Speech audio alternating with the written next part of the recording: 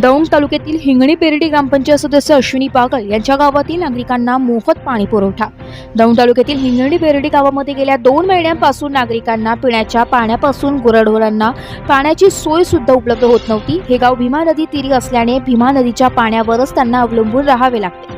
भीमा नदी पात्रामध्ये कोणत्याही प्रकारे पाणी नसल्याने पिण्याच्या पाण्यासह जनावरांना सुद्धा पाणी मिळत नाहीये. ग्रामस्थांची होणारी पाण्यासाठी वणवण भटकंती थांबवावी यासाठी ग्रामपंचायत सदस्य अश्विनी सचिन बागल यांनी गेल्या 2 महिन्यांपासून ग्रामस्थांना मोफत टँकरद्वारे पाणी पुरवठा केलाय.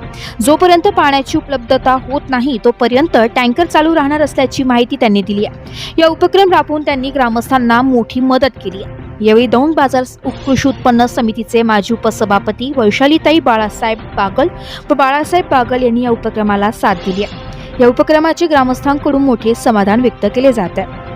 स्टार वन महाराष्ट्र न्यूजसाठी प्रतिनिधी राजेंद्र सोनवलकर, दौंड, पुणे.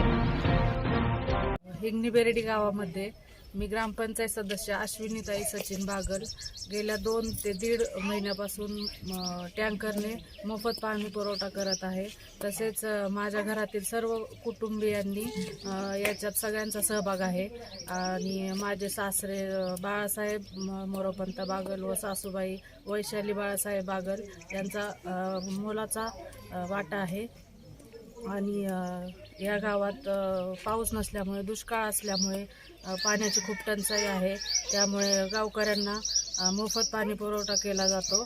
आणि आमचा स्वतःचा म्हणजे स्वखर्चातून हा सगळा खर्च केला आहे आणि पाणी पुरवठा केला आहे. आणि जोपर्यंत नदीला पाणी येत नाही किंवा पाण्याचा दुसरा काही सोर्स उत्पन्न होत नाही तोपर्यंत आम्ही असाच पाणी पुरवठा करत राहणार आहोत.